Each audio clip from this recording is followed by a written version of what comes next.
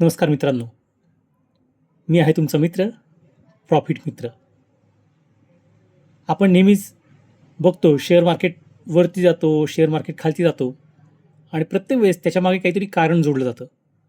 रोजच्या रोज काहीतरी नवीन कारण शोधलं जातं आणि आज तर आपलं मार्केट 1122 पॉईंटने 1122 पॉईंटने पडलं. सेन्सेक्स 122 पॉईंटने पडला.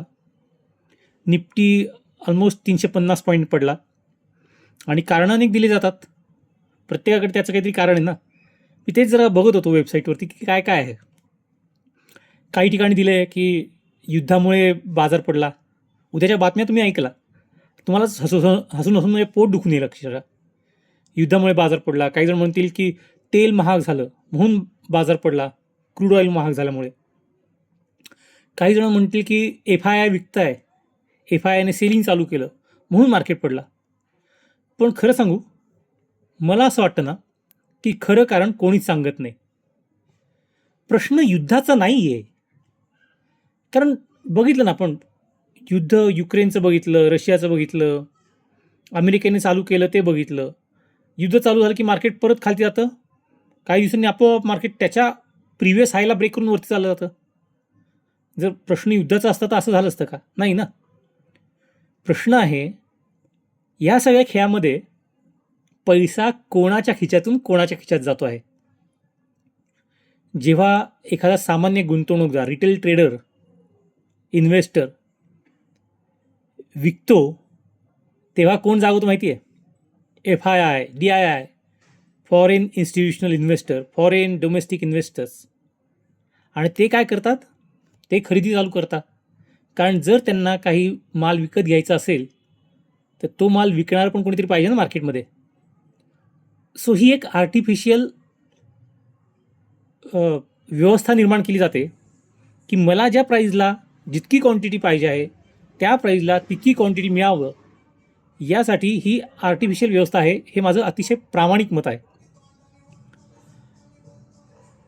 तेल महागलं म्हणजे भारताचं इम्पोर्ट बिल वाढणार, महागाई वाढणार आणि त्याचा परिणाम अगोदरच सगळं मार्केटला माहिती असल्यामुळे सगळं मार्केटमध्ये दिसायला लागतो. अगोदरच मार्केट पळायला लागतं. पण आजचा सगळ्यात मोठा एक पॉईंट मला असा दिसला की हे सगळं चालू असताना F&O जर तुम्ही बघितलं असेल, फ्युचर आणि ऑप्शनला व्यवस्थित ट्रॅक जर केला असेल, तर जितकं मार्केट खालती खालती खालती खालती खालती पडत होतं, तितकं प्रत्येक वेळेस रिटेल ट्रेडरला काय वाटत होतं की प्रत्येक मार्केट पडणं ही एक संधी आहे आपल्याला पाहिजे असलेले शेअर खरीदण्याची. आणि प्रत्येक डीपला आपल्यासारखे रिटेल ट्रेडर बायर करण्याचा प्रयत्न करत होते. बरोबर. तुमच्यापैकी पण बऱ्याच जणांनी आज विचार केला असेल, अरे इतकं मार्केट पडले तर माझ्याकडे ऑलरेडी 100 क्वांटिटी, अजून 100 क्वांटिटी आपण विकत घेऊन ठेवू. एखादा शेअर मी बऱ्याच वर्षापासून ट्रॅक करत होतो, पण ह्या एवढ्या स्वस्त किमतीत मला मिळाला नव्हता, चला घेऊन टाकू आपण हा शेअर. झालं असेल तुमच्याबरोबर असं, है ना. तुम्ही आज खूप खरेदी केली असेल. पण तुम्ही अशा मार्केटमध्ये खरेदी करत असताना स्मार्ट मनी, FII, DII काय करत होते माहिती आहे? ते नवीन शॉर्ट पोझिशन बनवत होते. मार्केट अजून खालती कसं जाईल असं बघत होते. Bank Nifty, axis bank, bank of Baroda, union bank, yes bank, अनेक मोठ्या बँकिंग स्टॉकमध्ये नवीन शॉर्ट बिल्डअप तयार झालेला दिसतोय. आणि मोठे खेळाडू तर काहीतरी वेगळं बघताय मार्केटमध्ये, जे अजून रिटेल ट्रेडरला दिसतच नव्हतं. आणि आता मला एक प्रश्न तुम्हाला विचारायचा आहे. हे सगळं ऐकल्यानंतर तुम्हीच मला सांगा, बाजार युद्धामुळे पडतो का? खरंच युद्धामुळे बाजार पडतो? विचार करा बरं. तुमचं उत्तर मला कमेंटमध्ये नक्की सांगा. कारण तुमचा एक्सपिरियन्स ओव्हरऑल मार्केट कसं विचार करतंय याचं एक प्रातिनिधिक स्वरूप असणार आहे.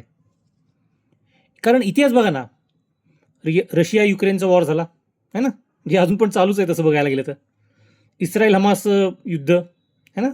कोविडसारखा एक जगव्यापी असा व्हायरस आला ज्याने अख्ख्या जगाला हादरून टाकलं. तेव्हा मार्केटची कंडिशन बघा. प्रत्येक वेळेस मार्केट पडलं, त्याला रिॲक्ट केलं, पण त्याच्यानंतर त्याच्यापेक्षा डबल स्पीडने बाउन्स बॅक झालं. प्रिव्हियस हाय ब्रेक करून अजून वरती गेलं. झालं ना असं. सो बाजार प्रत्येक वेळेस नव्या हाईटला पोहोचतो आहे अशा क्रॅशेसनंतर. आणि म्हणून स्मार्ट इन्व्हेस्टर न्यूजवरती भरोसा करत नाही. राईट. स्मार्ट इन्व्हेस्टर हेडलाईन बघत नाहीत. स्मार्ट इन्व्हेस्टमेंट सायकॉलॉजीचा विचार करतात. आणि म्हणूनच आज माझा तुम्हाला प्रश्न आहे मित्रांनो, तुम्ही ह्या सगळ्या मार्केटमध्ये विकणार का विकत घेणार? कारण मार्केटमध्ये पैसा चार्टवर चालत नाही, तो वेगवेगळ्या लोकांच्या भावनांवरती, इमोशन्सला ट्रिगर करून जमवला जातो, है ना? आणि जर तुम्हाला ह्या माझ्या संवादामधनं थोडं पण काहीतरी शिकायला मिळालं असेल तर तुम्ही मला फॉलो करू शकतात. मी कारण आहे तुमच्या सगळ्यांचा मित्र, प्रॉफिट मित्र.